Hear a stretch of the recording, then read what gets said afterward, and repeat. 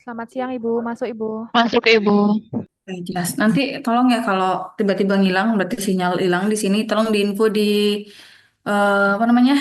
Di chat WA ya, Mei. Mei siapa ya? Formanya Mei. Ih, baik Ibu. Iya Ibu. Ini 31 saya rasa sudah hadir semua ya. Terus saya absen cepat ya. Kelompok, tolong raise hand ya. Raise hand untuk kelompok yang saya panggil ya. Kelompok satu B1 kurang satu siapa ya? Oke. Setelah turunkan ini hand-nya. Kelompok 2 B2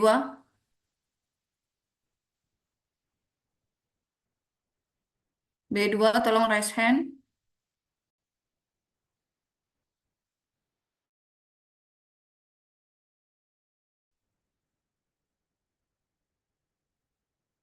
Kurang 2. Siapa yang belum datang?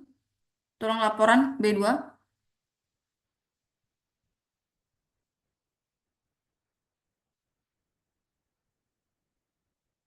4.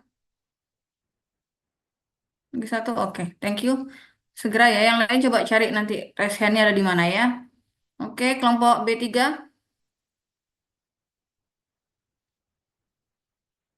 Kurang satu. Oke, thank you. B4. Kurang satu. B4 berlima kan?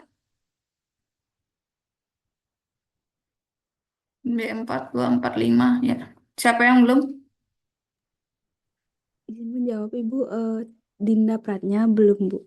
Tunggu sebentar ya Bu. Oh, ini siapa yang tepuk tangan nih? Eh, Maaf Ibu, saya nggak bisa kan saya di sini tiba-tiba. Oh, oke. Oke, thank you. Oke, B5.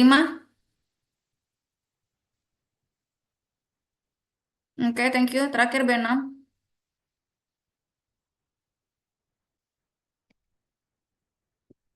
Empat, oke. Thank you semua sudah hadir. Saya nggak panggil satu-satu. Buat yang presentasi nanti wajib menghidupkan video, ya. Kemudian tidak perlu dibaca soalnya lagi, langsung jawabannya saja. Nanti tinggal diatur. Tapi kalau sudah ada bagi baca soalnya ya silakan, tapi dipercepat ya, to the point aja ininya. Karena waktu kita terbatas ya, karena kelompoknya banyak banget, tapi kita harus menilai keaktifan semuanya. Sudah, jadi nanti tolong jawaban yang dibaca sesuai dengan pembagian yang sudah saya bagi ya, saya sudah share.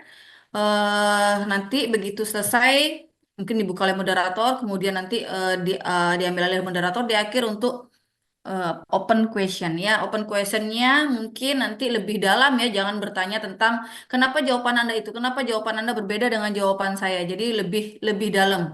Jadi da- bisa nanya kenapa jawabannya itu dasarnya apa, tapi jangan bertanya kenapa jawaban Anda berbeda dengan kelompok saya. Ya, itu nggak banget dah. Ya, paham semuanya? Paham Halo, Bu. belum mulai aja kalian sudah nggak ada suaranya. Jawab, tolong dijawab. Saya minta keaktifannya. Oke, nanti kalau kelompok B1 presentasi berarti kelompok B2 sampai B5 punya kesempatan untuk bertanya ya. Dan kalian wajib bertanya keaktifan di sana ya. Jadi tolong, minta tolong. Oke, kemudian nanti ada ruang breakout room untuk kelompok, setiap kelompok nanti kan akan diberikan waktu sekitar 2 menit ya untuk diskusi untuk mencari jawaban dari pertanyaan-pertanyaan temannya ya. Oke, kita lanjutkan pada sesi pertama. Oke, pada kelompok B1, saya persilakan. Tolong Baik Ibu. dihidupkan videonya, kemudian siapa yang share.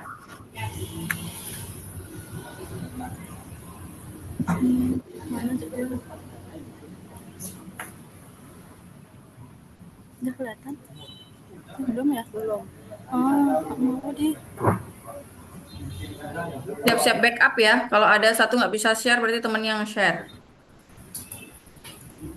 Risiko online.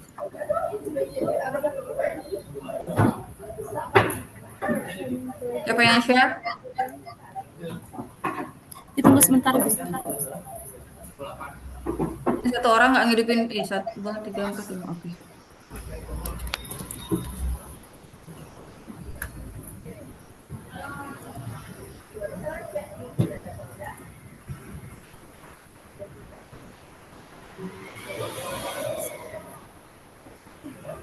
Lama? Sudah share? Kok nggak ada tulisan share? Oke.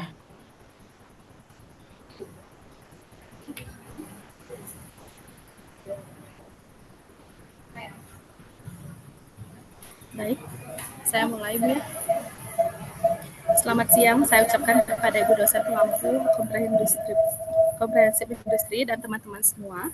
Pada kesempatan kali ini, kami dari kelompok B1 akan mempresentasikan hasil diskusi kelompok kami, yaitu terkait studi kasus RMD 1 dalam lembar kerja 1 yang terdiri dari pertanyaan 1-8. Baik, sebelum memulai presentasi, izinkan saya memperkenalkan diri terlebih dahulu. Saya Anggita sebagai moderator, dan adapun kelompok kami terdiri dari NIM 31 sampai 35. Langsung saja ke pertanyaan 1, di mana simpesia kunyit dikeringkan dengan cara diangin-anginkan atau diaerating. Nomor 2, parameter yang diukur untuk kontrol kualitas pada proses pengeringan adalah kadar air. Kadar air yang diharapkan di bawah 10%. Dan untuk nomor 3, ukuran partikel serbuk simpesia kunyit yang digunakan yaitu 250 mikrometer, yang dimana itu merupakan ukuran partikel serbuk yang melewati ayakan MES 60. Untuk yang nomor ekstraksi yang digunakan itu metode maserasi dan pelarut ekstraksi yang digunakan adalah pelarut etanol 70%. Untuk yang nomor 5, suhu yang digunakan pada ekstraksi kunyit direndam pada suhu ruang, di mana itu 25 derajat Celcius sampai 30 derajat Celcius.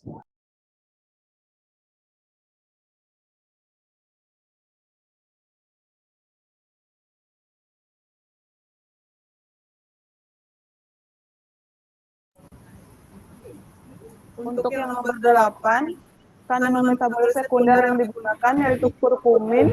Alasannya karena kurkumin merupakan kandungan utama yang terkandung pada kunyit. Memiliki sifat antioksidan dan anti-inflamasi. Pada fase proliferasi, kurkumin membantu sintesis kolagen, diferensiasi fibroblast. Fibroblast ini akan mempercepat sintesis jaringan kulit baru untuk mempercepat penutupan luka.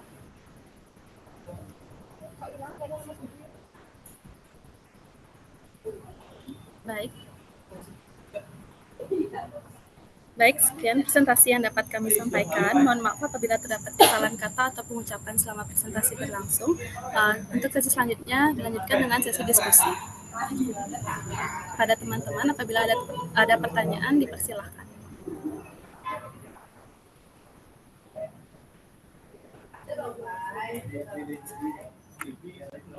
Silakan raise hand. Diskusi. 3 ya, minimal 3. Baik, kepada NIM 60, dipersilakan. Tes, apakah suara saya sudah terdengar? Sudah. Baik, jadi di sini pertanyaan saya berdasarkan LK1 pertanyaan nomor 4 yang kalian buat dan pustaka 1 itu dikatakan jika dilakukan ekstraksi dengan menggunakan metode maserasi. Nah, berdasarkan dari salah satu jurnal yang saya baca dengan judul review jurnal yaitu Various Extraction Technique of Kurkumin, a Comprehensive Review. Di sana dikatakan jika maserasi ini masih tergolong metode ekstraksi konvensional yang dimana dikatakan jika selama proses ekstraksi dengan menggunakan metode konvensional ini, kurkuminoid itu mudah terdegradasi oleh paparan cahaya, suhu tinggi, dan juga oksigen yang bisa mempengaruhi hasil ekstraksi. Nah, kira-kira apa alasan peneliti masih menggunakan metode konvensional ini daripada menggunakan metode modern seperti ekstraksi dengan ultrasonik atau UAE yang menghasilkan ekstrak kurkumin lebih banyak? Sekian pertanyaan dari saya, apakah bisa diterima? Baik, sudah. Terima kasih. Selanjutnya, NIM 49, silakan. Baik, terima kasih atas kesempatannya. Perkenalkan saya Nima Dedina Pangesti dengan NIM 49. Izin bertanya kepada B1 terkait mengapa metode pengeringan aerating atau dianginkan dipilih sebagai metode pengeringan simpesia kunyit.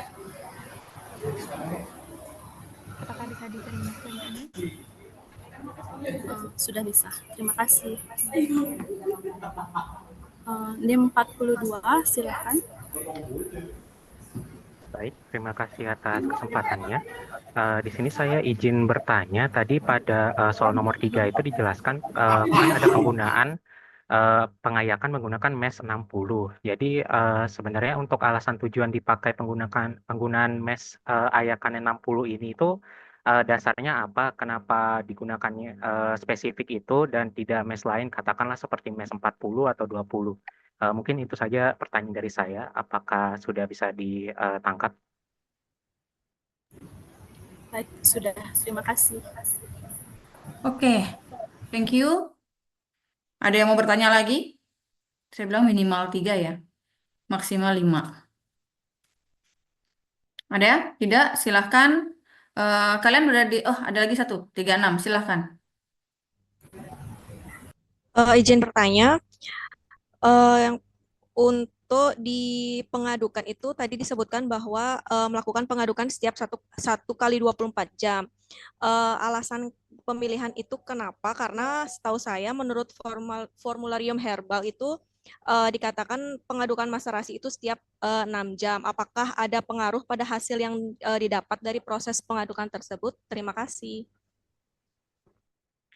Baik, terima kasih. Oke. Kelompok B1 berada di lokasi yang sama atau tidak? Berada di lokasi yang sama, Ibu. Berarti Anda nggak perlu saya persilakan masuk room ya. Silakan diskusi ya. 2 menit ya, Dek ya. 2 menit. Boleh ditarik ininya, PPT-nya, apa namanya, PPT-nya, karena saya akan minta kelompok B2 untuk share screen. Oke, thank you. Kelompok B2 silahkan perwakilan share screen. Ya, ditunggu sebentar, Ibu.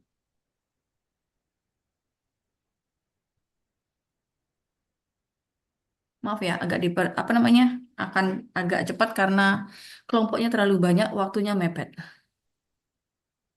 Oke. Oke, tunggu ya. Nanti dimulai waktu sudah selesai diskusi dengan kelompok B1.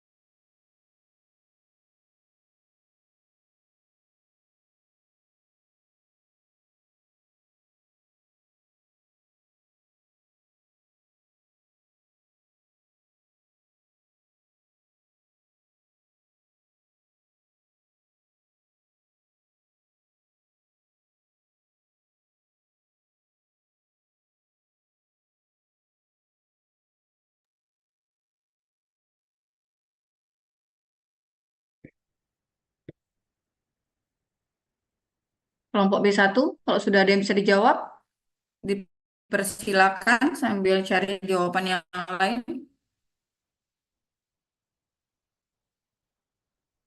Batas waktu Anda sampai 13.15.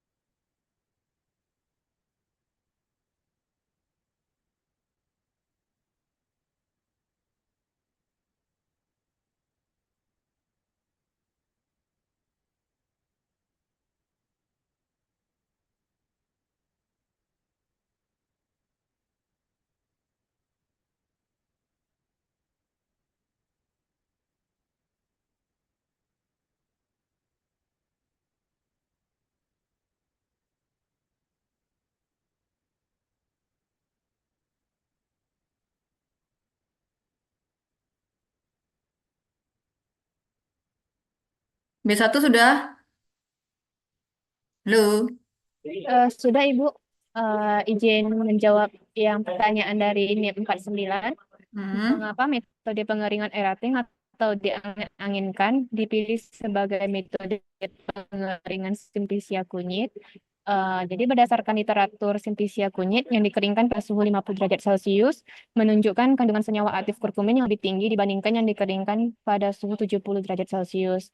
Oleh karena itu, metode pengeringan aerating atau diangin-anginkan dipilih sebagai metode pengeringan Simplicia kunyit untuk menjaga kandungan senyawa aktif kurkumin yang dimana diketahui tidak stabil pada suhu tinggi dan dapat terdegradasi saat terkena panas.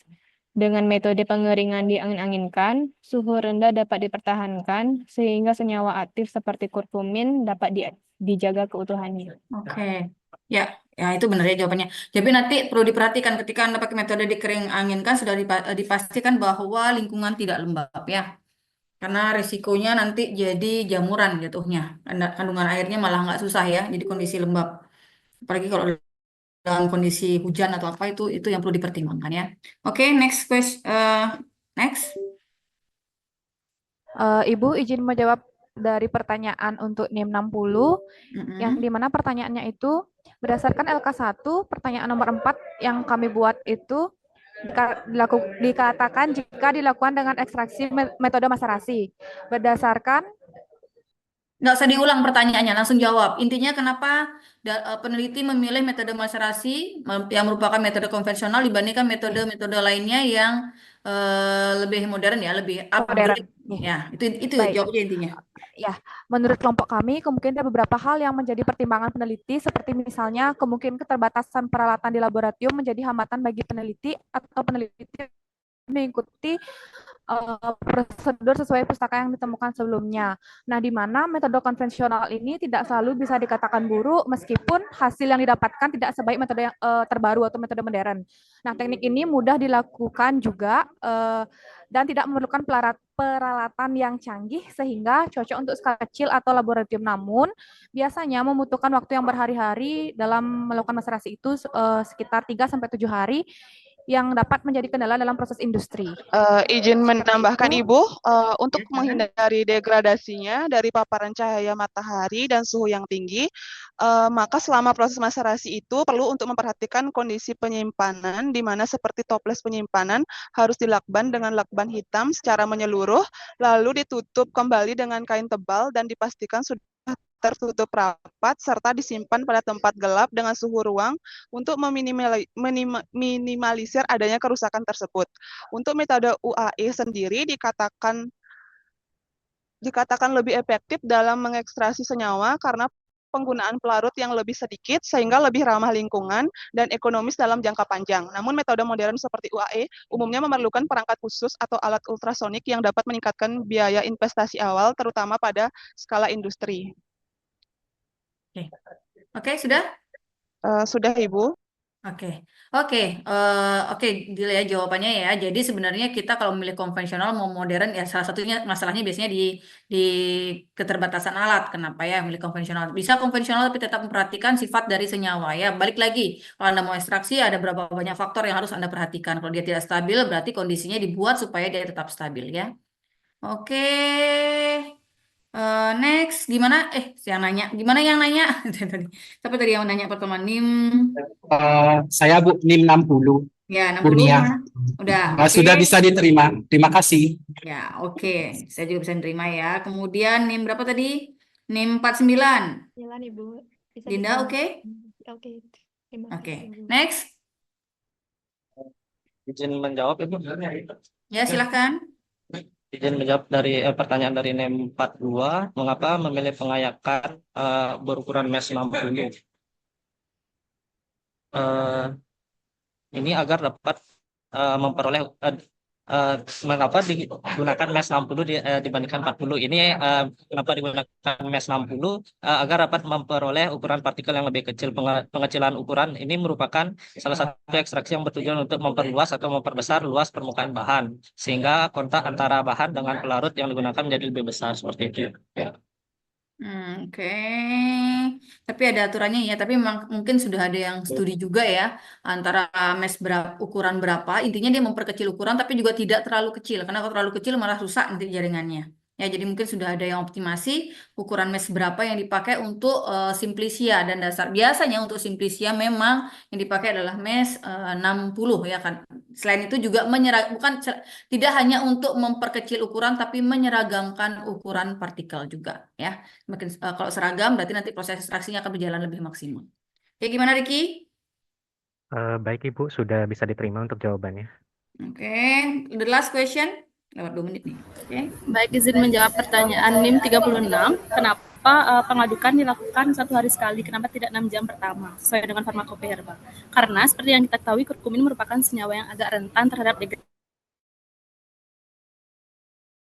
oksigen berlebih. Pengadukan yang terlalu sering dapat meningkatkan paparan ini sehingga berpotensi untuk menyebabkan oksidasi atau degradasi kurkumin. Sehingga untuk menghindari kejadian itu, pengadukan dilakukan setiap 1 hari sekali atau 1 kali 24 jam. Berdasarkan studi literatur yang telah kami lakukan, pengadukan dilakukan secara berkala 1 kali 24 jam sudah pernah diteliti dan mungkin saja peneliti memakai acuan pustaka tersebut.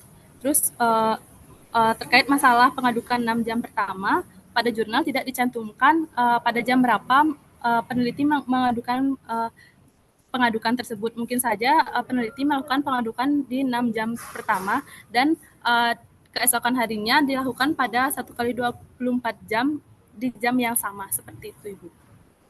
Oke, jadi nggak tahu ya, emang kadang tidak semua teknis ditampilkan ya, tapi biasanya kalau kayak begitu di awal dia akan ngaduk, baru besok 1 kali 24 jam baru ngaduk lagi, bukan 6 jam pertama ya, secara teknis. Tapi kalau dasar pengadukannya kita bisa pakai dari studi yang sebelumnya, jadi beda-beda. Semua sama ya, optimasi metode ekstraksi itu akan berbeda-beda tergantung dari risetnya, tergantung dari riset yang diacu. Oke. Terima kasih pada kelompok B1.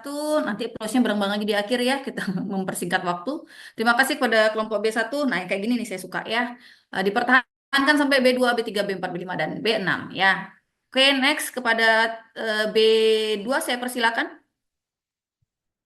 Baik, terima kasih Ibu. Saya Riko Suma selaku moderator akan memulai untuk presentasi dan diskusi. Langsung saja, jadi kami dari kelompok B2 dengan anggota dari NIM 36 hingga NIM 40 yang telah tertera pada slide akan menjawab pertanyaan nomor 9 pada LK1 dan juga LK2 pada RND1 ini. Baik, langsung saja kepada teman yang bertugas dipersilakan.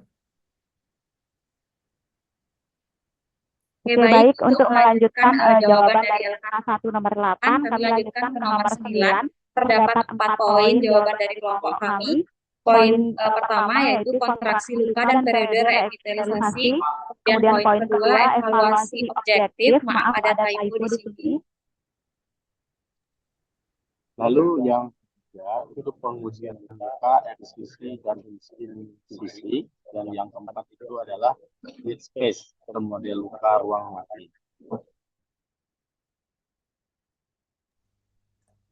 Baik, selanjutnya berikut adalah lembar kerja 2. Yang pertama yaitu berdasarkan hasil pengukuran panjang luka pada hari ketiga dan ke-7 terjadi penyusutan luka pada kelompok 2 menunjukkan penyusutan secara berurutan yaitu 0,95 cm dan 0,58 cm yang merupakan penyusutan luka terbaik dibandingkan dengan konsentrasi lainnya, sehingga menunjukkan formula 2 itu memiliki kemampuan penyembuhan luka paling optimal jika dibandingkan dengan konsentrasi lainnya. Selanjutnya, selain hal tersebut, dasar pemilihan Formula 2 ini yaitu karena gel dengan konsentrasi kurkumin rendah lebih baik daripada konsentrasi tinggi karena kurkumin dengan konsentrasi tinggi dapat meningkatkan produksi ROS yang menghasilkan stres oksidatif sehingga dapat menghambat perbaikan luka.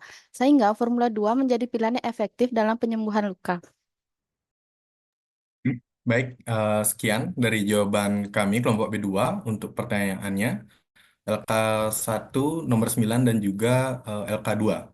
Langsung saja kepada sesi diskusi kepada teman yang memiliki pertanyaan dipersilakan resen untuk memberikan pertanyaannya. Terima kasih.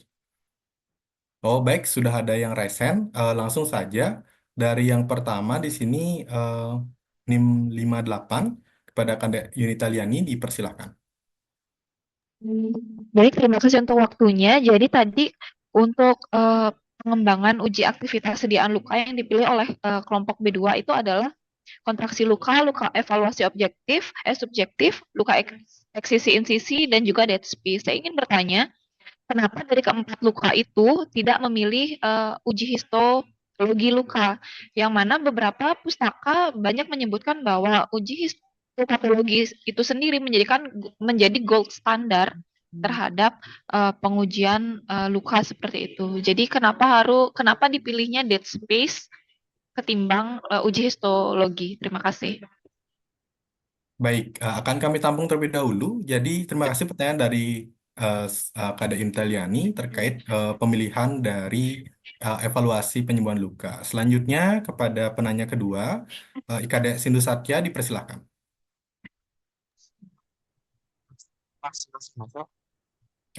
Ya, sudah jelas. Oke. Salah satu alasan kalian memilih dua.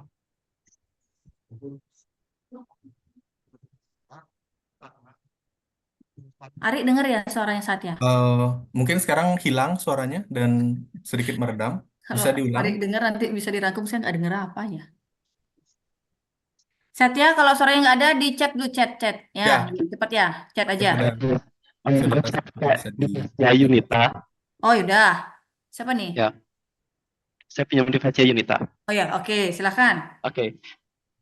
Jadi salah satu alasan kalian memilih formulasi 2 adalah karena penyusutan formulasi 2 di hari ketiga dan hari ketujuh itu kalian klaim paling besar, yaitu yang mana hari ketiga 0,95 dan hari ketujuh yaitu 0,58 cm. Nah, bukannya yang paling besar itu di formulasi 3 ya. Mungkin saya pemahamannya kurang tentang alasan kalian, tapi kalau saya lihat perbedaan antara hari ketiga dan hari ketujuh pada formulasi ketiga itu paling besar, yaitu dengan selisih yang saya hitung itu 0,5 cm. Mungkin bisa dijelaskan alasannya kalian itu memilih berdasarkan hari ketiga dan hari ketujuh. Seperti itu. Sekian dari saya. Terima kasih. Baik, terima kasih kepada Saudara Sindu Satya. Jadi pertanyaan mengenai mengapa memilih Formula 2 dan mengapa tidak Formula 3 dibandingkan besar penyusutan. Baik, akan kami tampung terlebih dahulu dan kami lanjutkan ke penanya ketiga, kepada Komang Trisubawo, dipersilahkan. Baik, terima kasih atas kesempatannya. Jadi di sini saya izin bertanya terkait formula optimal. Jadi pada pustaka kan disebutkan terdapat 4 formula, di mana formula 1 sebagai kontrol. Kemudian antara formula 2, 3, dan 4 yang membedakannya yaitu konsentrasi ekstrak gelnya, di mana pada formula 2 ekstrak gelnya sebesar 5% dan formula 3 sebesar 10%, serta formula 4 sebesar 15%. Jadi pertanyaannya, selain Formula 2 yang dipilih sebagai formula optimal, apakah Formula 3 dan 4 bisa dikatakan sebagai formula yang baik, walaupun kurang optimal jika dibandingkan dengan formula kedua? Mungkin sekian. Terima kasih. Baik, terima kasih pertanyaan. Jadi mengenai apakah formula lain dapat dikatakan baik meskipun tidak yang paling optimal. Baik, sudah dapat kami rangkum dengan baik. Ada lagi satu, Dewi. Oke, baik, pada Dewi Purwani dipersilahkan.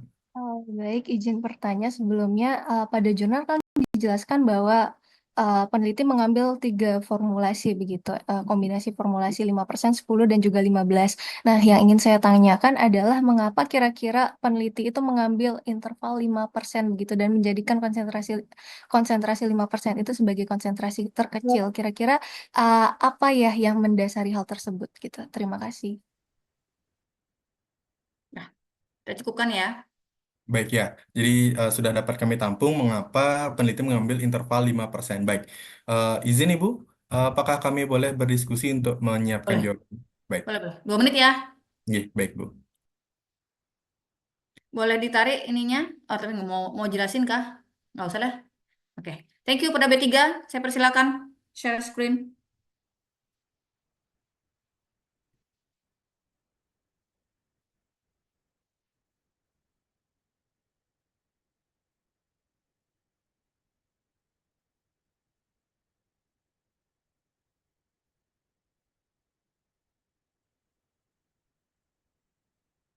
Baik Bu, mohon tunggu sebentar Bu.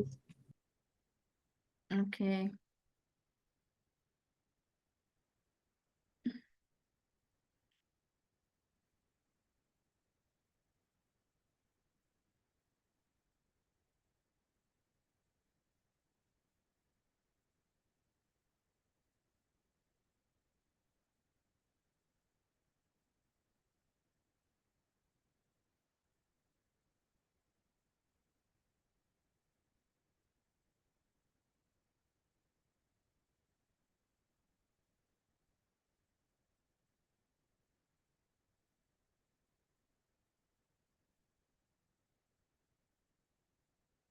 B3, kok lama?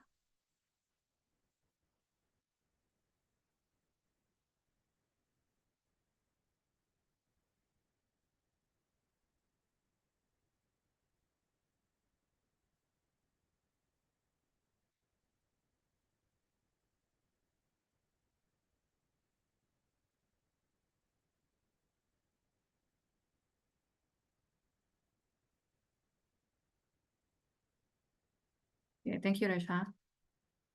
Langsung share screen aja.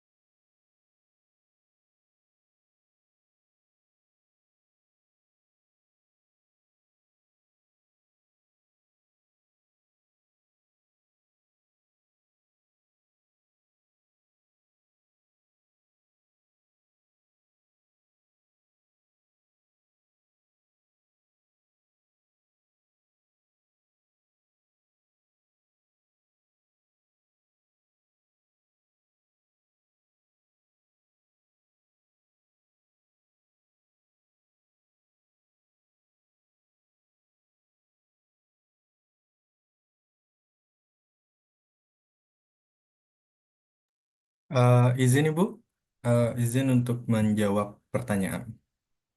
Silahkan. Baik, langsung saja berdasarkan urutan yang pertama itu pertanyaan dari Yunita. Pada rekan yang bertugas, dipersilakan. Baik, Ari, terima kasih kesempatannya. Saya izin jawab pertanyaan Yunita mengenai mengapa mengenai pemilihan pengujian dead speed dibandingkan histologi luka.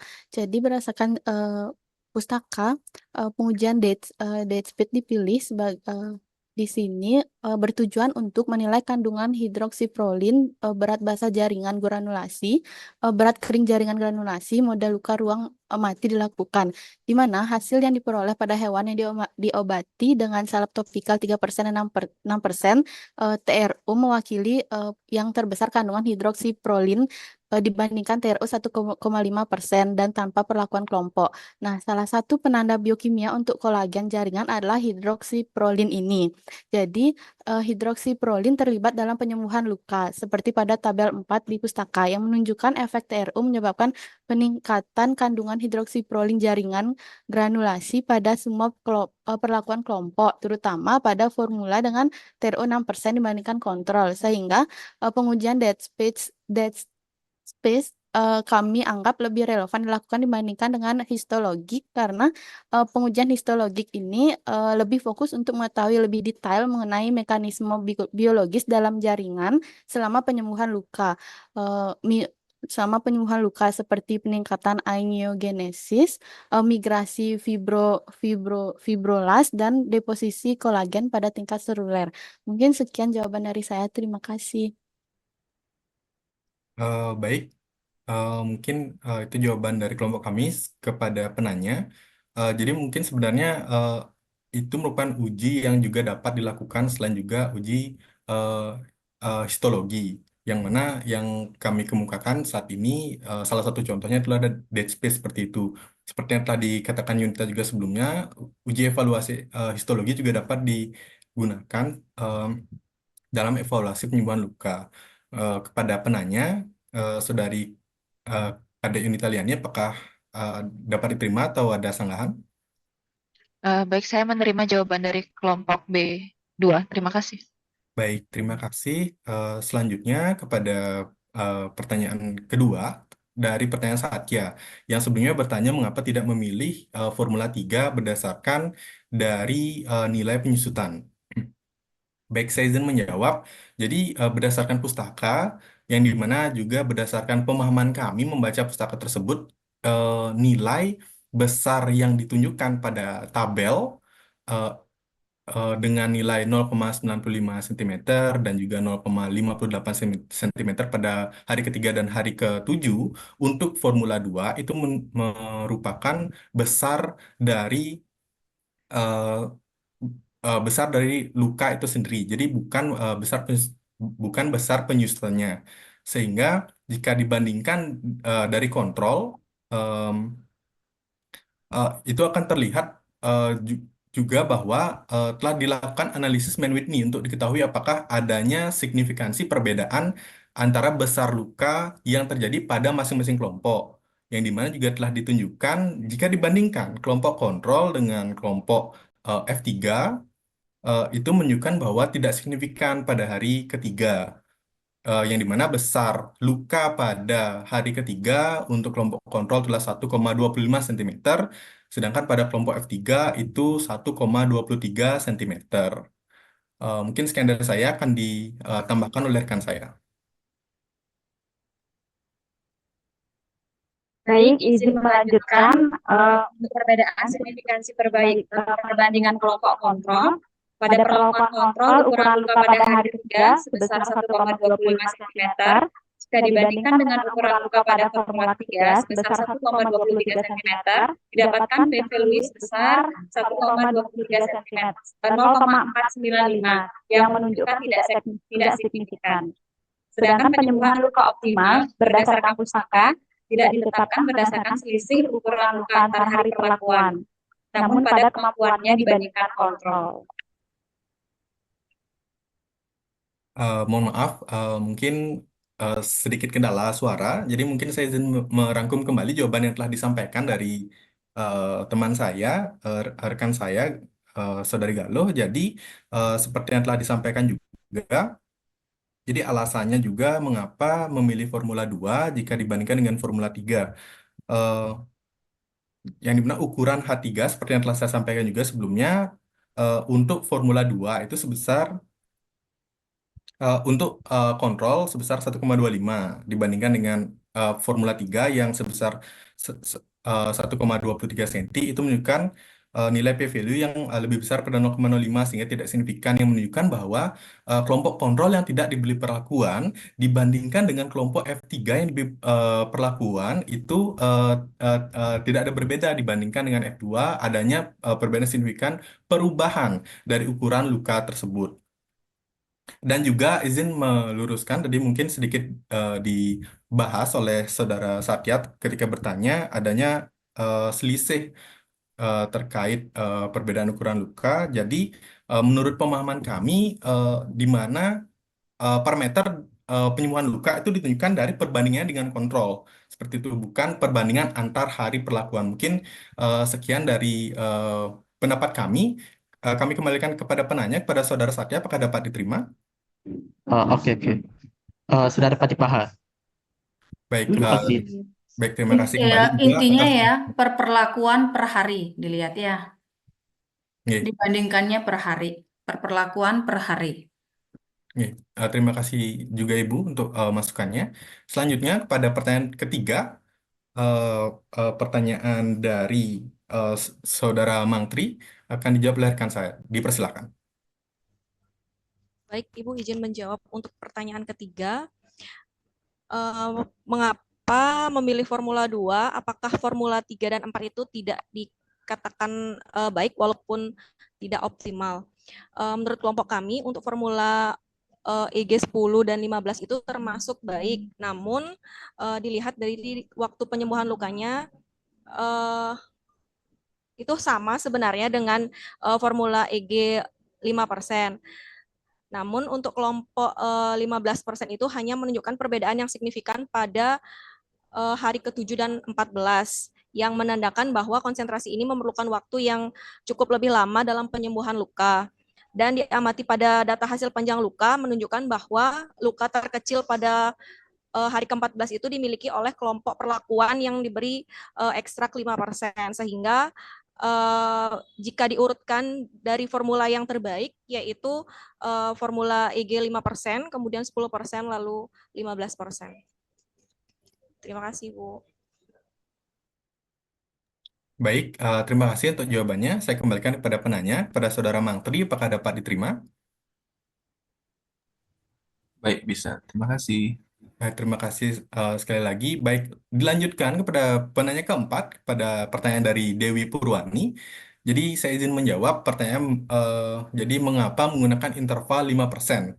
Jadi berdasarkan pemahaman kelompok kami yang berdasarkan pustaka, itu mengapa dilakukan interval 5%, ada kemungkinan penggunaan interval 5% merupakan replikasi dari konsentrasi. Jadi pada Formula 2 itu 5%, Formula 3 itu adalah 10%, replikasi 2 kali, dan juga untuk Formula 4 itu merupakan kelipatan 3 dari 5% tersebut, untuk mengetahui apakah terdapat perbedaan dengan adanya peningkatan konsentrasi pada setiap formulasi yang dimana didapat. Sebentar, NIM 38 mau nggak jawab ya? Atau mau nambahkan? Nggih, mungkin akan menambahkan seperti itu. Oh, oke. Karena nggak bagi ya. Soalnya ini sudah yang terakhir kan ya? Nggih, Bu. Mm-mm. Oke. Ya, lanjutkan. Baik, Maaf ya, saya cut.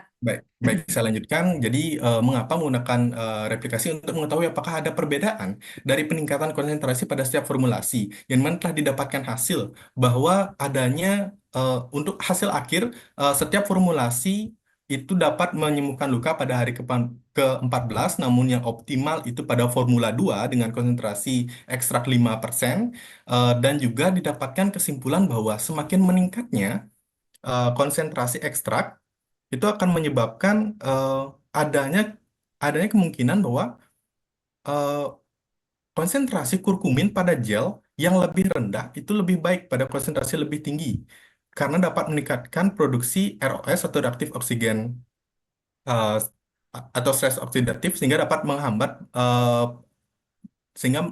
menghambat perbaikan luka. Itu merupakan pernyataan yang kami dapatkan dari jurnal seperti itu, sehingga didapatkan kesimpulan seperti itu dari adanya perbedaan peningkatan konsentrasi pada setiap formulasi. Mungkin sekian dari pendapat kami untuk pertanyaan Dewi. Apakah NIM 38 mau nambahkan? Mana NIM 38? Mau nambahkan yang mana? Ini sudah lewat berapa menit nih? Izin, Bu. Ya. Terkait apa yang sudah ditanyakan oleh teman-teman kelompok lain, memang sudah akan didiskusikan tadi, Bu. Memang saya nanti izin untuk bertanya di kelompok lain saja. Karena ada nilai jawaban di dalam setiap kelompok Anda. Oke? Baik. Makanya kalian harus jawab ya. Kamu akan ada nilai keaktifan di pertanyaan yang lain, tapi kamu tidak punya nilai di kelompok ini, keaktifan di kelompok sendiri ya. Oke, terima kasih. Tadi beberapa ya saya tekankan lagi. Jadi untuk F3 F4 apakah baik atau tidak? Yang F4 enggak ya karena nggak memenuhi prasyarat. Mungkin F3 antara 5 dan 10 sama tapi tetap kita pilih ketika dia punya aktivitas yang sama maka konsentrasi terkecil lah yang dipilih ya. Itu yang optimal. Itu penentuan optimal. Kemudian kenapa dia milih 5%? Mungkin ada dasarnya.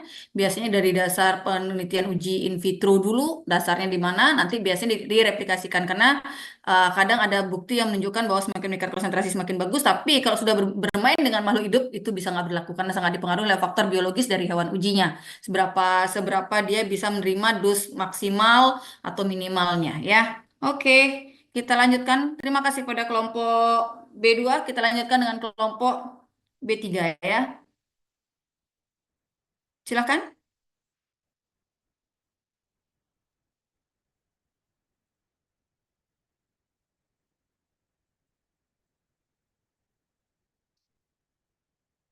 Kelompok B3.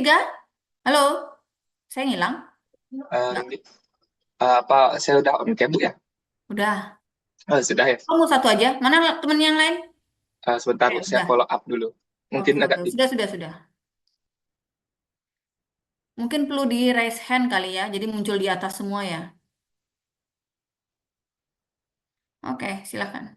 Ya, raise hand aja, yuk, raise hand. sebentar Bu. Wajib jawab ya, bagi-bagi jawabannya. Oke, mungkin tadi belum paham, jadi masih saya terima ya. Yang nomor 38 tenang aja ya. Dia harus aktif. Baik, apakah bisa saya mulai Bu?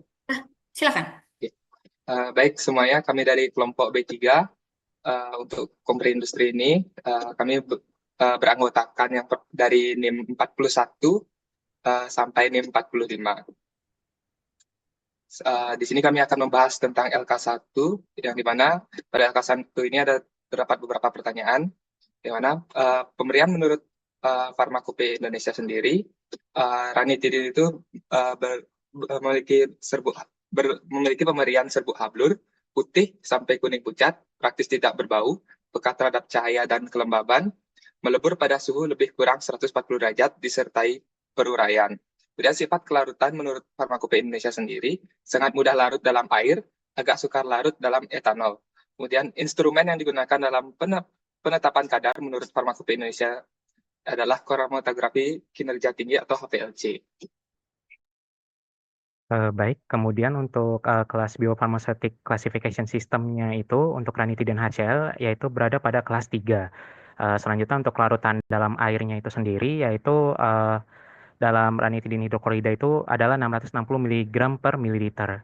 Dan untuk volume distribusinya sendiri adalah sekitar 1,16 sampai 1,87 liter per kilogram.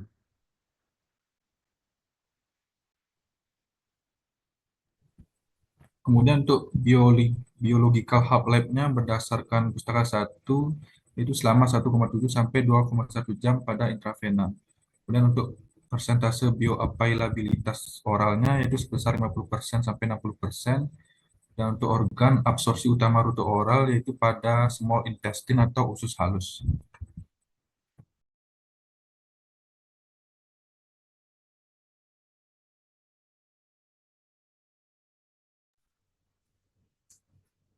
Baik.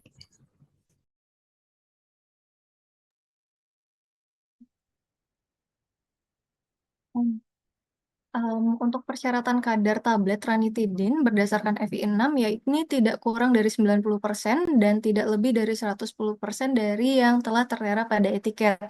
Kemudian media uji disolusi tablet yang digunakan di sini ya ini berupa 900 ml air dan alat uji disolusinya ya ini alat uji tipe 2 atau tipe pedal. Baik, untuk kecepatan alat ujinya yaitu 50 rpm dan untuk toleransi hasil uji disolusinya yaitu dalam waktu 45 menit harus larut tidak kurang dari 80% C13, H22, N4O3S dari jumlah yang tertera pada etiket. Sekian dari kelompok kami kembalikan ke moderator.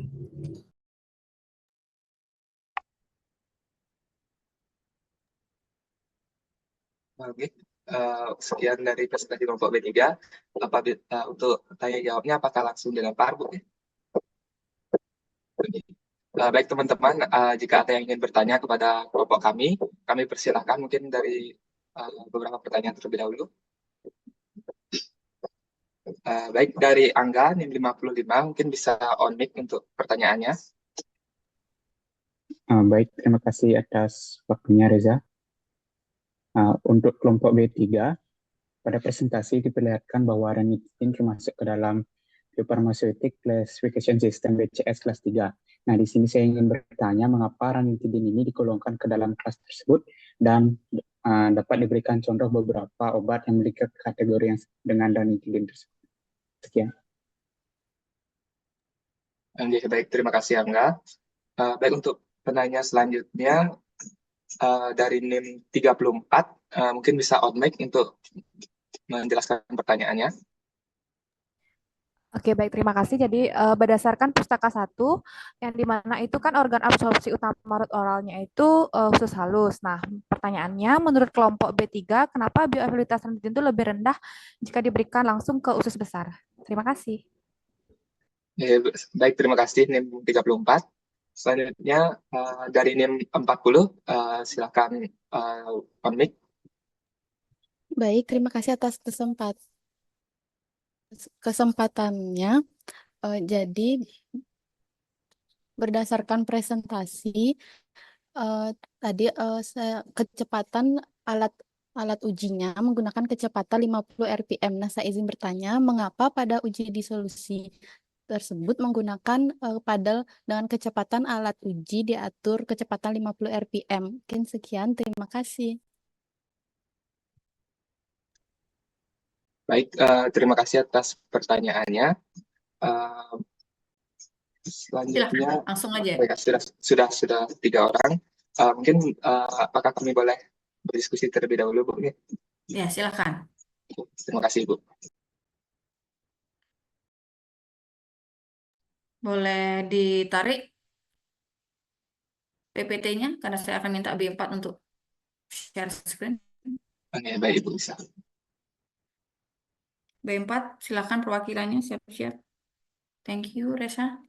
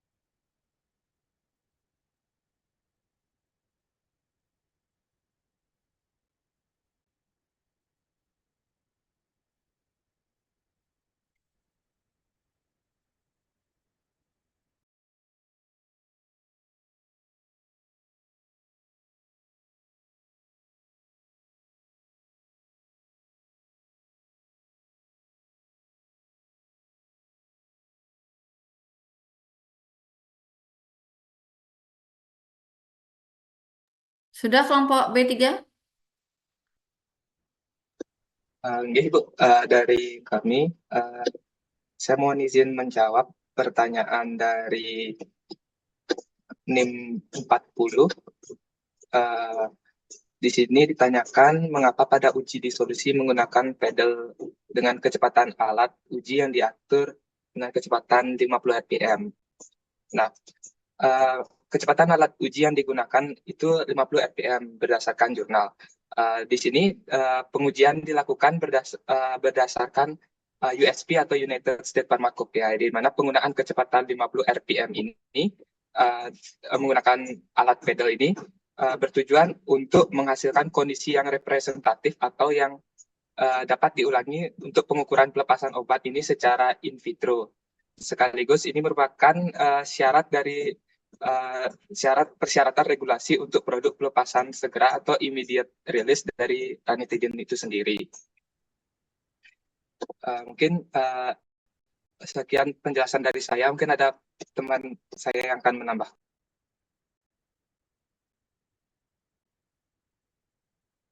Ada yang mau menambahkan?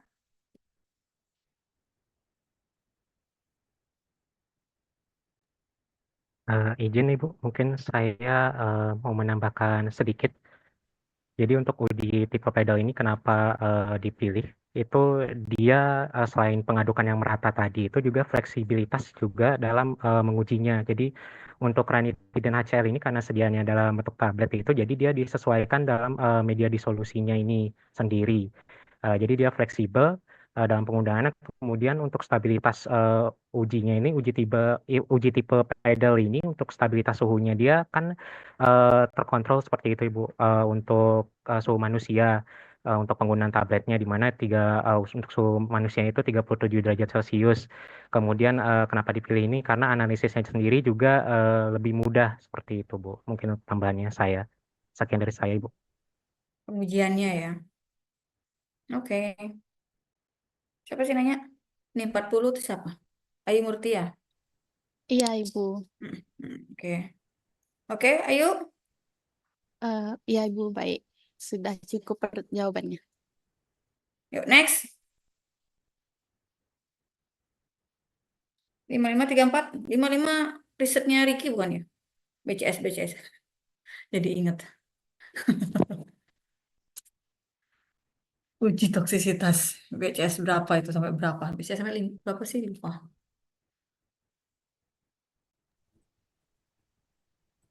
Dijawab seperti jawaban skripsi Ricky.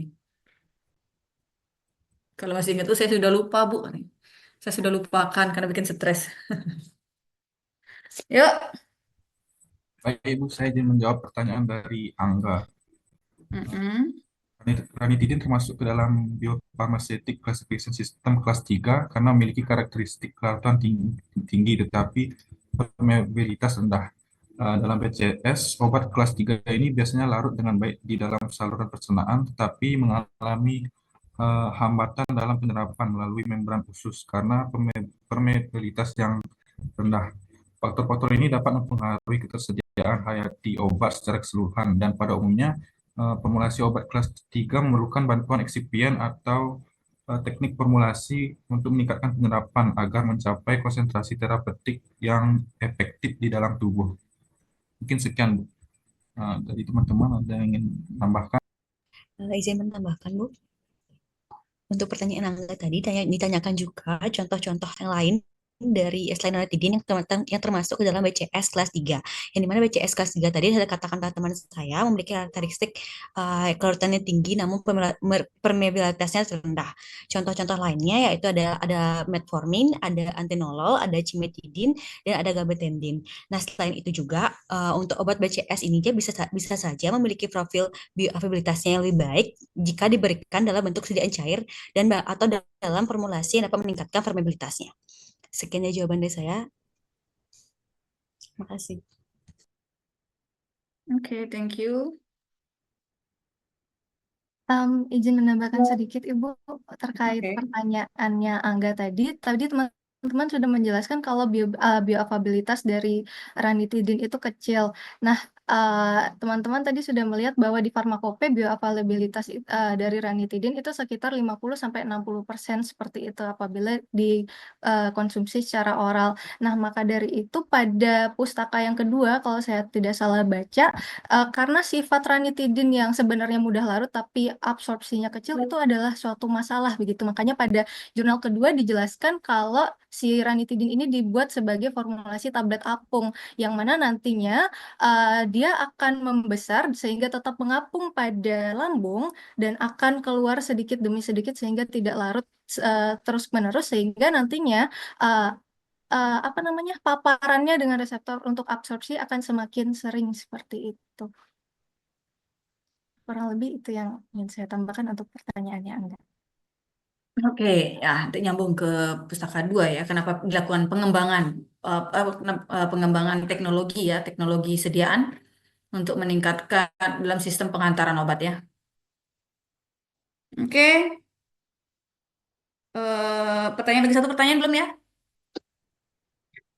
Mohon izin Ibu, di sini saya izin menjawab pertanyaan dari NIM 34 ya, di mana organ absorpsi utama itu rute oral yaitu usus halus. Kenapa bioavailabilitas dari ranitidin ini lebih rendah jika diberi kenapa tidak langsung ke usus besar seperti itu mungkin yang saya tangkap. Nah, jika ranitidin itu langsung diberikan, kenapa penyerapan obat itu lebih banyak di usus halus karena di usus halus sendiri itu terdapat aliran darah yang lebih banyak, kemudian luas permukaan yang luas pada usus halus ini dapat membantu dari penyerapan obat itu sendiri. Nah, dari yang saya ketahui itu posisi usus halus itu posisi obat setelah masuk dalam tubuh itu akan melewati lambung, kemudian melewati usus halus dan akan menuju ke usus besar dan makanan itu akan melewati lambung, usus halus dan usus besar. Jika obat itu diserap di usus besar, maka diperlukan formulasi yang akan membuat obat itu bertahan lebih lama. Lebih sulit untuk bertahan lebih lama sehingga untuk melewati lambung dan melewati usus halus kemudian ke usus besar, itu yang saya tangkap. Mungkin di sini kenapa penyerapannya di usus halus karena pertama penyerapannya lebih efektif di sana dan juga untuk formulasinya lebih tidak banyak formulasi yang memungkinkan untuk tabel itu dilepas lebih lama. Jika di usus besar itu akan memerlukan pelepasan yang lebih lama untuk sampai di usus besar. Dan untuk penyerapan di usus besar sendiri kurang efektif seperti itu, Ibu. Mungkin dari teman saya akan ada yang ingin menambahkan. Ada yang mau menambahkan? Izin menambahkan, Bu. Oke, silakan. Dan juga untuk di lingkungan di usus besar itu dia tuh lebih basah sehingga sedangkan ranitidin itu lebih gampang diserap di pH-nya lebih rendah seperti di lambung. Jadi dengan kondisi ini bioavailabilitas atau kemampuan ranitidin tuh untuk terserap ke tubuh itu jadi berkurang. Oke, ya sebenarnya targetnya ranitidin di lambung ya, makanya nanti di pustaka kedua dia pengembangan produknya kenapa supaya dia bisa bertahan lebih lama ya. Oke, thank you kepada kelompok B3 ya. Terima kasih banyak. Kita lanjutkan kepada kelompok B4.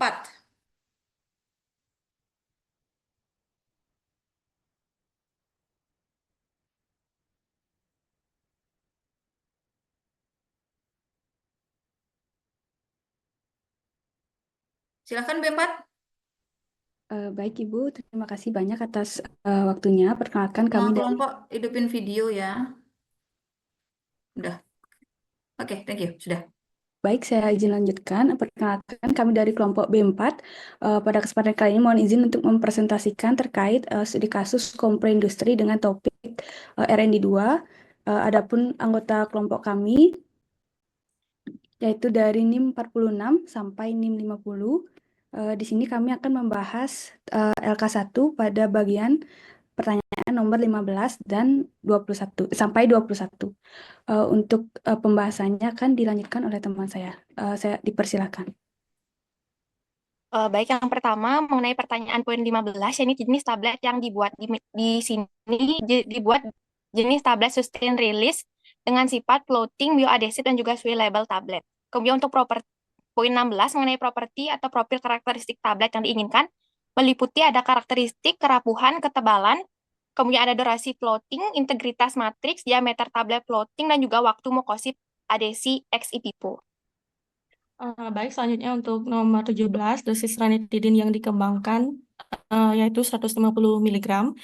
Dan untuk poin 18, bahan yang dioptimasi adalah HPMC atau NHCMC dan NHCO3.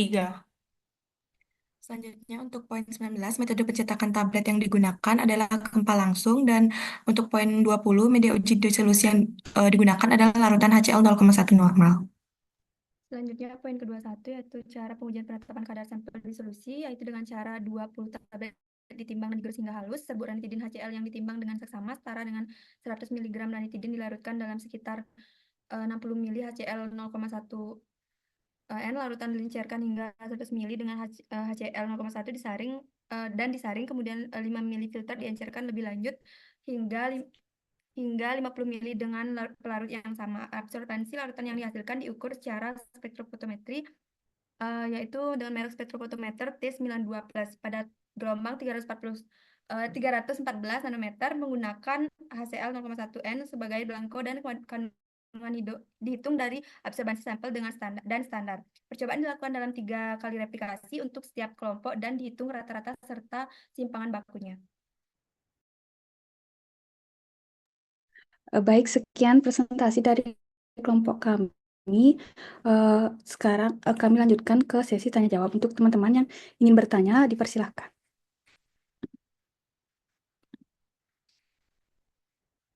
Baik, di sini sudah ada beberapa penanya.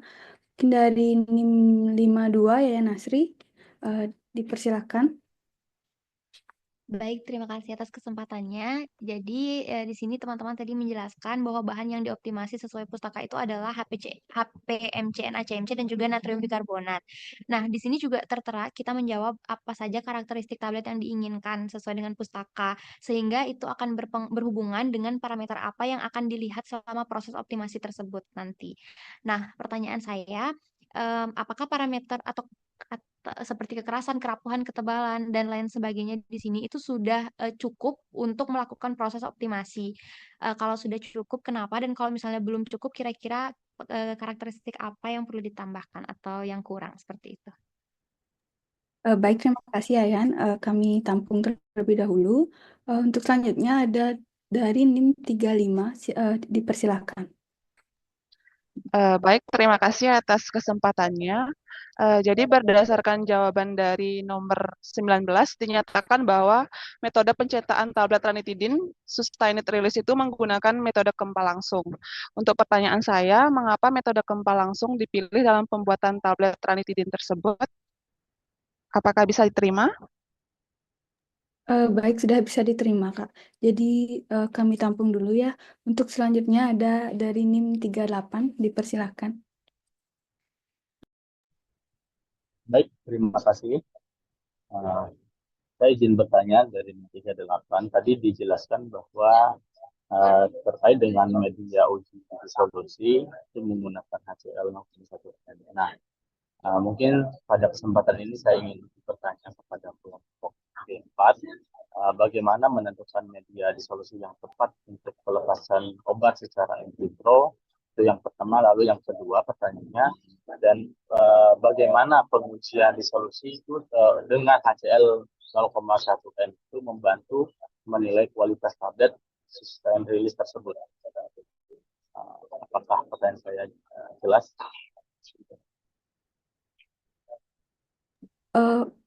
Bisa diulang lagi sekali, soalnya tadi suaranya terputus-putus. Saya yang ulang ya, kayaknya suaranya emang agak gerebek-gerebek ya Gunawan ya.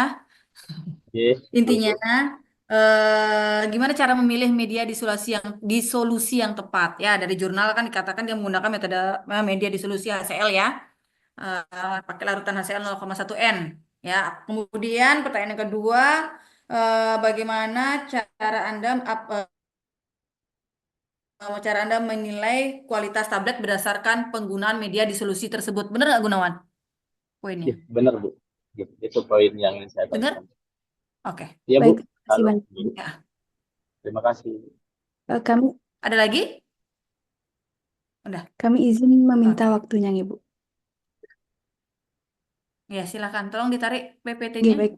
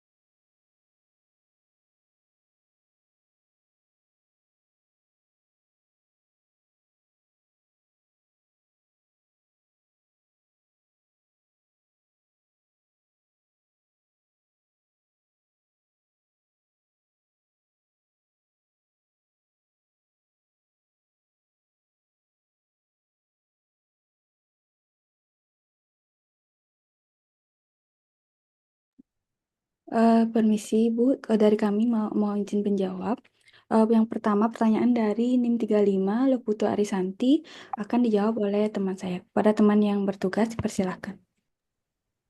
Baik Ibu, mohon izin menjawab NIM 35 terkait dengan mengapa metode gempa langsung itu dipilih dalam pembuatan tablet ranitidin sustained release tersebut, karena metode gempa langsung dipilih untuk pembuat tablet ranitidin sustained release karena prosesnya yang sederhana, hanya dengan mencampurkan bahan aktif dan eksipien sebelum tablet itu dibentuk. Dalam pembuatan tablet ini digunakan bahan seperti HPNC dan NaCMC sebagai polimer yang menghambat pelepasan obat, serta natrium bikarbonat sebagai agen penghasil gas atau agen effervescent, di mana kombinasi bahan ini efektif dengan metode gempa langsung untuk pembuatan tablet ranitidin sustained release karena bahan aktif dan eksipiennya dapat langsung dicampurkan kemudian digempa langsung, tidak memerlukan proses granulasi dan mudah dikontrol sehingga dapat menghasilkan tablet dengan karakteristik yang diinginkan serta sifat yang diinginkan seperti sifat floating, bioadesif, dan swellable untuk mengontrol pelepasan obat secara bertahap di dalam lambung. Sekian dari jawaban saya. Mungkin untuk kelompok saya, jika ada tambahan dipersilahkan. Baik, saya izin menambahkan. Jadi dengan adanya kombinasi penggunaan HPMC, NaCMC, dan NaHCO3 dalam formulasi tablet ranitidin sustained release menunjukkan kesesuaian yang tinggi ketika diterapkan dengan metode gempa langsung. Mana kombinasi ini tidak hanya kompatibel dengan teknik gempa langsung, tapi juga mendukung tercapainya tujuan utama dari formulasi sustained release, yaitu mengendalikan pelepasan obat secara efisien dan teratur dalam saluran pencernaan. Dengan penerapan metode gempa langsung ini, proses produksi tablet menjadi lebih sederhana dan juga efisien karena menghilangkan kebutuhan akan granulasi yang memerlukan waktu serta biaya tambahan. Metode ini juga memastikan bahwa bahan aktif dan eksipien tercampur merata sehingga kualitas tablet akan lebih konsisten dan juga stabil. Baik, sekian tambahan dari saya. Terima kasih. Baik, sekian jawaban dari kelompok kami untuk penanya. Apakah jawabannya dapat diterima? Baik, terima kasih. Untuk jawabannya bisa saya terima. Baik, terima kasih banyak. Selanjutnya ada pertanyaan dari NIM 52 ya Nasri akan dijawab oleh teman saya. Terima kasih. Baik, sebelumnya saya izin untuk menjawab pertanyaan dari NIM 52 mengenai parameter dari pengembangan tablet. Jadi berdasarkan pustaka, jenis tablet yang ingin dikembangkan itu jenis sustain release, sehingga parameter yang diamatin sudah cukup untuk mengembangkan formulasi dari untuk mengembangkan formulasi. Parameter yang diamati itu meliputi ada kekerasan kerapuhan ini untuk memastikan integritas fisik tablet selama penyimpanan juga penggunaan.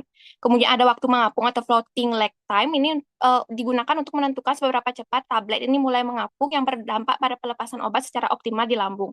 Kemudian ada kekuatan bioadesi, itu mengukur kemampuan tablet untuk bertahan di dinding lambung sehingga memperpanjang waktu tinggal dan juga memastikan pelepasan obat dapat terkontrol. Terakhir ada indeks pembengkakan. Ini untuk menilai persentase pembengkakan tablet dalam lambung yang dapat mempengaruhi pelepasan obat dan juga durasi waktu tinggal di lambung. Sekian yang dapat saya sampaikan. Apabila kelompok saya ada yang menambahkan, saya persilakan. Baik, mungkin izin sedikit menambahkan. Selain itu juga terdapat informasi mengenai cara pengujian penerapan kadar sampel disolusi, di mana hal tersebut sangat penting dalam proses optimasi formula, karena untuk memastikan bahwa untuk memastikan akurasi dan konsistensi dari pelepasan obat yang diukur.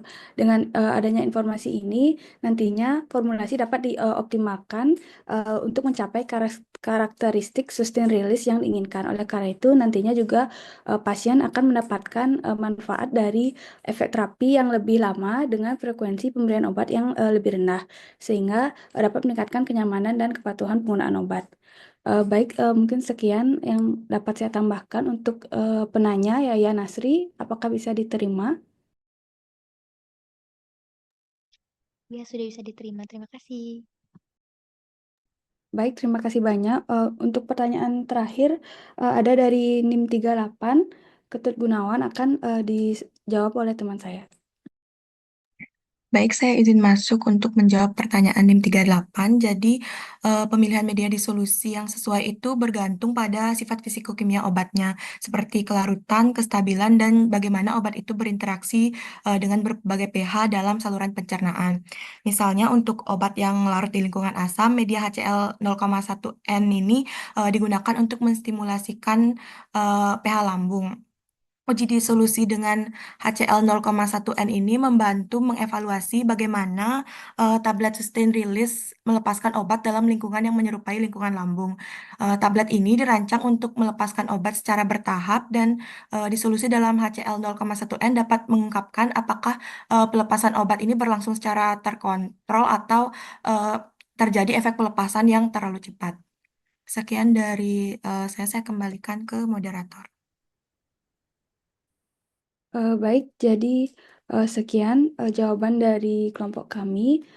Saya izin, kami Kak, untuk yang menilai kualitas tablet itu, kalau dia bisa lepas di sana. Jadi intinya kalau yang terakhir ya, mensimulasikan ya, bukan menstimulasi, simulasi. Jadi yang pertama bukan hanya kelarutan obat, tapi yang mau ditarget obatnya mau ditaruh di mana, berarti disesuaikan dengan kondisi target obat ya. Karena yang kita bicara tentang P2 itu kan targeting ya. Sistem penghataran targeting ya, targeting organ targeting ya. Jadi nggak sembarangan. Jadi emang targetnya di lambung. Jadi kita harus kondisikan pengujian berdasarkan kondisi real, setidaknya mendekati kondisi real sama seperti kita menguji hewan ya. Jadi hewan dipakai adalah kondisi yang paling mirip dengan kondisi di manusia ya. Nanti kalau emang itu sudah bisa disesuaikan, berarti secara tidak langsung akan bisa menilai atau mengevaluasi secara kuantitatif apakah obat itu bekerja dengan baik atau tidak berdasarkan parameter yang sudah diuji. Oke?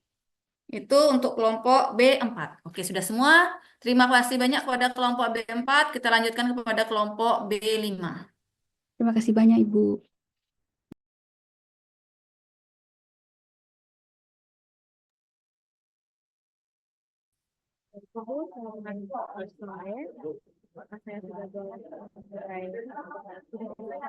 Pada kelompok B5, ini slide-nya B5 kan ya?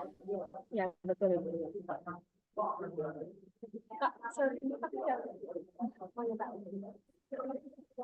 Halo, sudah masuk lagi? Saya nge-lag kayaknya.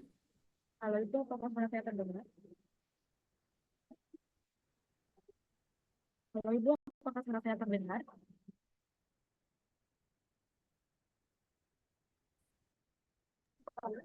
Halo, Ibu.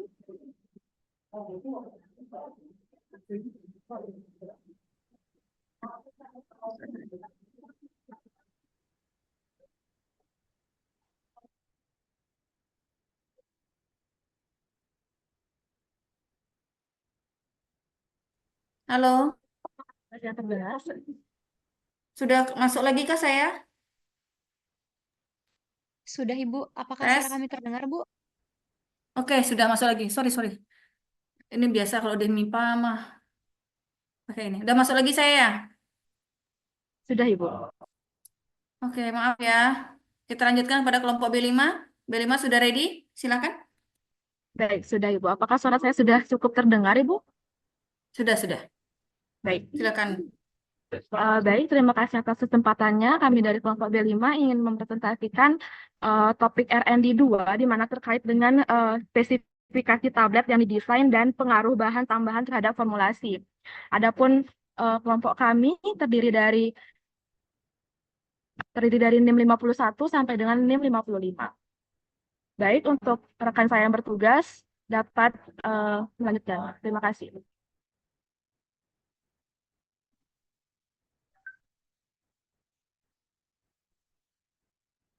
Next untuk ke lembar kerja 2.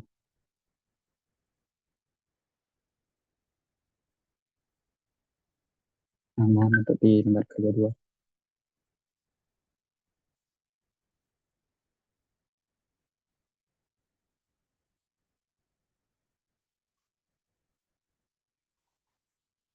Baik, untuk spesifikasi tablet yang didesain untuk diameter tablet berada di atas 14 mm, untuk batas uji kerapuhan 0,18 sampai 0,50%, untuk rentang kandungan obat 98,25 sampai 102,5%.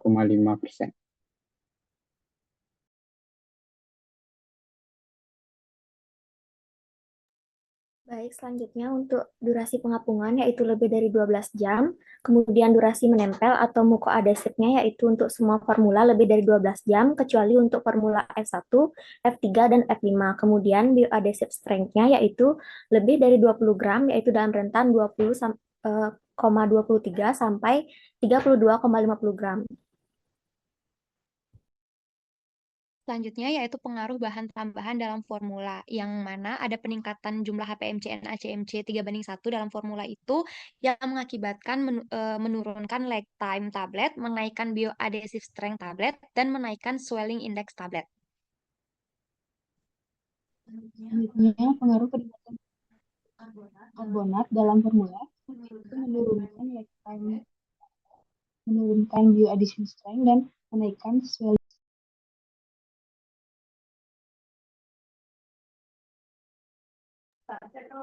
Baik, sekian presentasi dari kelompok kami terkait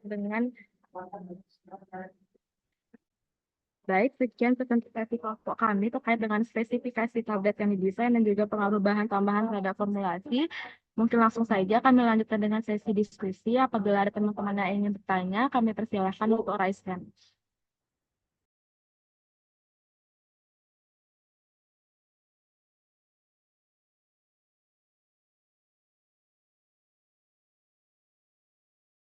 Yuk, silakan.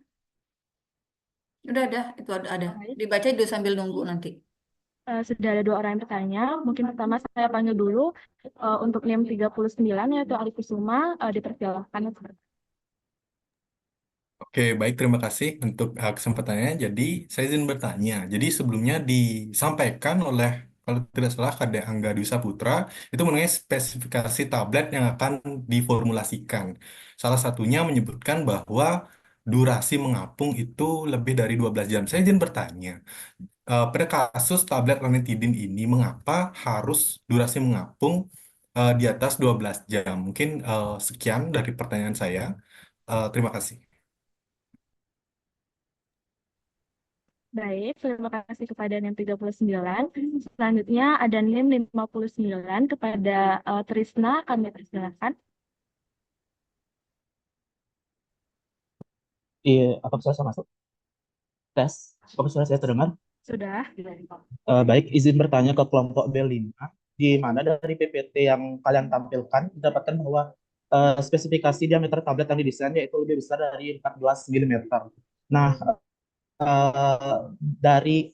mengapa yang didesain itu lebih besar dari 14 dan apa efek atau dampaknya jika dia itu kurang dari 14 mm? Pilorus pin. Terima kasih. Baik, pada Puspa, terima kasih untuk pertanyaannya. Selanjutnya, pada NIM 41 federalisme dipersilakan. Baik, terima kasih atas kesempatannya. Di sini saya izin bertanya kepada kelompok B5 mengenai pengaruh bahan tambahan pada formula. Di sini kan ada beberapa bahan tambahan seperti HPMC, NaCmC, dan NaHCO3. Yang dimana pengaruh ini dapat menurunkan atau menaikkan dari lag time, bioadhesive, swelling index. Nah, di sini pertanyaan saya, bagaimana pengaruh dari bahan tambahan ini sehingga menghasilkan pengaruh seperti menurunkan dan menaikkan itu? Mungkin bisa dijelaskan dari kelompok B5. Sekian dari saya, terima kasih. Baik, terima kasih untuk pertanyaannya. Mungkin saya izin rangkum dulu terkait ketiga pertanyaan dari teman-teman. Dan sambil menunggu juga, mungkin ada yang ingin bertanya lagi, dipersilahkan. Nah, untuk pertanyaan dari Ari Kusuman yang 39, di mana jelaskan mengapa durasi mengapung tablet itu harus lebih dari 12 jam.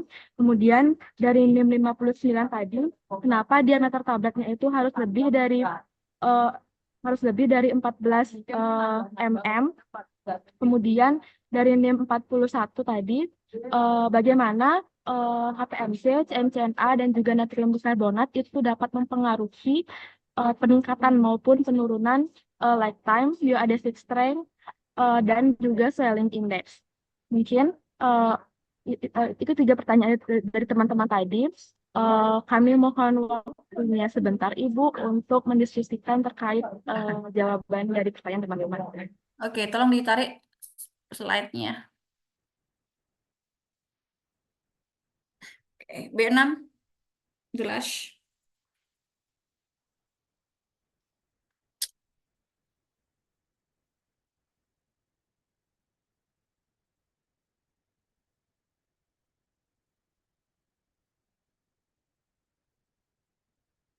Dua menit ya kelompok B5.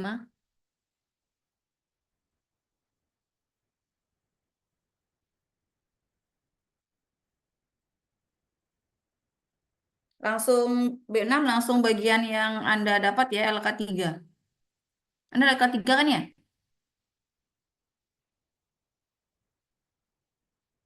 B6. Gini bersuara ya? Mana B6? Kok nggak nyaut ya? Langsung ke LK3. Mohon ditunggu, Ibu. Oke, kalau saya ajak ngomong dijawab ya. Siapapun perwakilan B6. Oh, ini yang jawab coba. Kalau B5 2 menit. Baik, Ibu, karena sudah 2 menit dan kami sudah selesai berdiskusi, mungkin langsung saja kami izin untuk menjawab, Bu, ya. Baik. Baik. Baik. Untuk pertanyaan yang pertama berkaitan dengan durasi pengapung kenapa lebih dari 12 jam, itu akan dijawab oleh Angga. Untuk Angga dipersilakan. Baik, alasan durasi tablet ranitidin protein ini diformulasi lebih dari 12 jam, karena secara umum sifat dari tablet ranitidin memiliki waktu paruh yang singkat, berkisar di antara 1 sampai 3 jam. Nah, yang mana hal tersebut menyebabkan fungsi dari atau indikasi dari obat ini, yaitu menurunkan sekresi asam lambung dengan mekanisme antagonis H2 menjadi terlalu singkat, sehingga dengan adanya inovasi untuk membuat floating tablet, maka dapat membantu memperpanjang waktu ranitidin. Nah, hal tersebut juga meningkatkan bioavailabilitas ranitidin. Selain itu, menurut beberapa penelitian seperti Lieberman et al. Dan Wahyuni Likaka, disebutkan bahwa tablet floating yang baik adalah tablet yang memiliki waktu mengapung lebih dari 12 jam. Dan dijelaskan juga untuk formulasi tablet floating ranitidin yang baik berkisar di antara 12 sampai 24 jam. Sedangkan muncul pertanyaan bahwa apakah bisa lebih dari waktu tersebut atau 24 jam.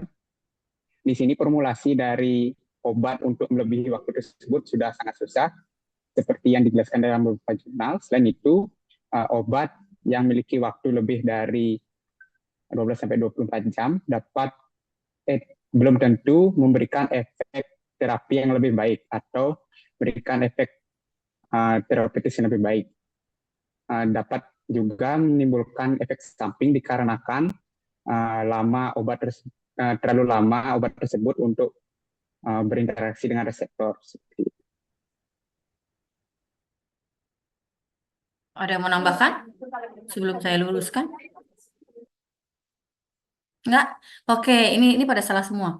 Anda lihat jawaban duration floating itu di mana? 12 jam.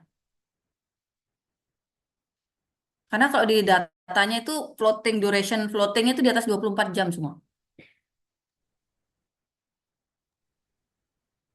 Lihatnya di mana sih? Mungkin dapat kelampiran. Di bagian apa? Tabel berapa? Kalau di tabel 3 itu semua floating kan ada floating lag time ya, ada floating duration ya. Itu kan beda ya. Kalau lag time kan kemampuan seberapa cepat waktu yang dibutuhkan tablet untuk muncul atau melepas ya. Tapi kalau floating ini mengapung di dalam si cairan lambungnya. Kalau data dari jurnalnya, floating duration-nya semua di atas 24 jam dari Formula 1 sampai Formula 13.